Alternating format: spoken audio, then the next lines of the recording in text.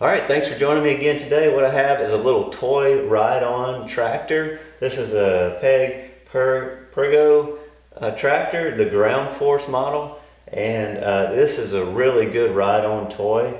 I know a lot of people like the Fisher-Price toys, but this unit is a really good toy. It really has good gears that I've found. The steering seems to be it's all plastic, but it seems to be pretty solid. The frame is solid as well. This unit is about 1 year old, and it gets ridden just about every day until the battery is shot. Just a note on the battery, the original battery is still with us and it works pretty good. Don't let your kids run the battery all the way down, because that will kill your battery and your cycles, charge cycles. So it's good if they stop to go ahead and plug it in and let it fully charge up, and that'll give you a lot more life on your battery. Four-wheeler back here, it's a Razor quad, the 24-volt model. They have a 500, I think, and it's a little bit faster. That quad, I think it goes about 8 miles an hour. It doesn't have a whole lot of low end. It's fairly good throughout the range, I guess, for a kid. Some of the scooters that Razor makes that really have no low end, and that one has a little bit more. The gear ratio is a little different, so that one's okay. But back on this tractor was quite a bit slower than that four-wheeler, and you're trying to ride together, you want things to be fairly equal. So what I decided after a year of riding, I'm going to go ahead and do a little upgrade, and the easiest upgrade you can do on these is a battery upgrade, and that's what I did. I added a 6-volt battery to this unit, and we had another tractor that had been given to us. It had been through 3 different people, and finally the gear stripped out, and I didn't realize that I didn't have time, the actual time, to buy the gears and to rework it. Should have it, looking back on it, because these really are good units. Good sturdy frame, if the kids hit something or whatever, it really holds up. It's one of the better ones that we've had. We have a kid tracked four-wheeler, and we have a car. The car is kind of neat. It looks good, and I'll probably do a video on that, on the upgrades I'm doing on that one, which is a little scary if you're a kid. But anyway, so back on this. Let's get into what we actually did, and I'll show you the upgrades. I think it's a really good win here. It makes it easy to charge. You don't have to unplug and plug the batteries. However, when you do it this way, when you unplug the battery, of course, that's a safety feature for your kids to get on and press the pedal. If you do it this way, the pedal will actually still be active. It's one of the things I like about the Razor. When you plug it in to charge it, it doesn't allow you to go forward. I think it kills that circuit with their controller. So let's check this out, see what I got. All right, so if you're like me, I had a lot of nickel metal hydride DeWalt batteries, and these were 18 volt. So I had this charger, and it puts out about 22 volts maximum. It also has a battery conditioner type setup in there.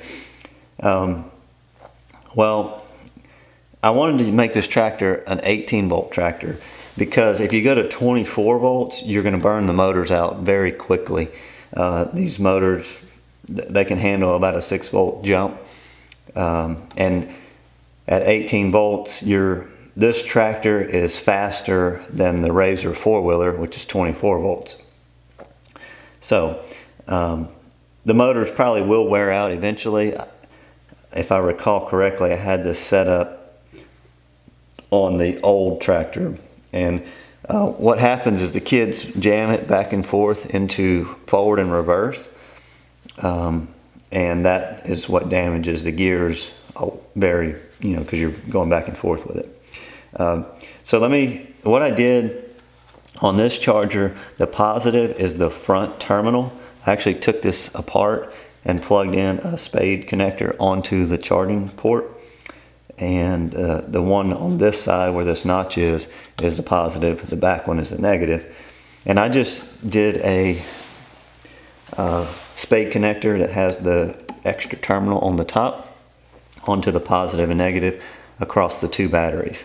Okay, so what I have is from that old tractor, I kept the battery terminal, the battery leads, and what I did is I have the 12. This is not the original battery. I have the original sitting over here on the side. It still works.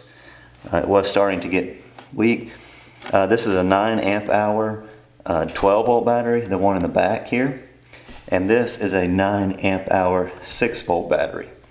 So I've got the same amperage, and we're just going to add the voltage together. And we do that by putting these batteries in series.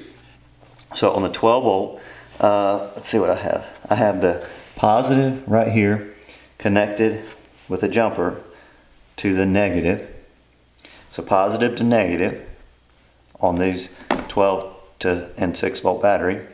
And then on the back side, back here, I have the negative connected to the plug, and the positive is back on the 6 volt side is right here.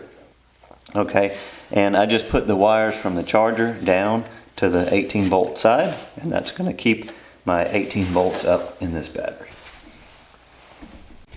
Okay, so on the plug here, I'm using the same plug because, like I said, I had that extra tractor. You can use the plug. This plug actually has the 30 amp fuse. You need that to prevent, over discharge or whatever, or if you have a short. And it's clearly labeled positive and negative here. Let's see, positive, negative, and on this side you can see positive and negative on the tractor side. So the battery, you would hook obviously the positive up to the positive side of your 18 volt, your 6 volt battery in my case, and the negative goes to the negative of the 12 volt battery. So now I have my little charger. I just put a screw into this top little battery holder, and all I have to do is pull up to the plug and stick this in the wall. The red light's here, it flashes while it's charging, and then when it turns red, it's solid. I've ran this unit several times. I wanted to go everything either 20 volt, 24 volt, which the Razor is, and it has the 3-prong plug, or 12 volts easy. You can do the little float chargers. And so I got to thinking, okay, how can I make this 18 volt? Because I didn't want to damage the motors by going to 24 volt. Plus the 6 and 12 volt battery fit in here really well. And it does really good. The tractor does really good. It doesn't damage. I say it doesn't damage. It will eventually wear the motors out. But I'm going to leave a link where I found the tires for this thing. Alright, so I don't know if we can get a good picture in here, but these tires are really worn out. All the spinning on the concrete really wear the tires down. So if you go on Amazon, you can find the Gator or UTV tires, but you don't see the tractor tires. I did find a place, what was that place called? Anyway, I'll leave a link down below to where you can find the toys, the tires. They were like 30 bucks for the set. That's not too bad. The front ones seem to be in good shape. Not too worried about that. So the back ones are the ones spinning. And these are pretty well worn out. So we'll get new tires on this. We have our 18 volts. I will note that they do have the motors and gear assemblies for these on there that are specifically for this tractor. So that's all I have, and hope you enjoy this, the little drone video. The son really enjoys this. I haven't trained him at all. He's doing the spins, drifts, all by himself. So he really enjoys the little tractor. All right, thanks for joining me.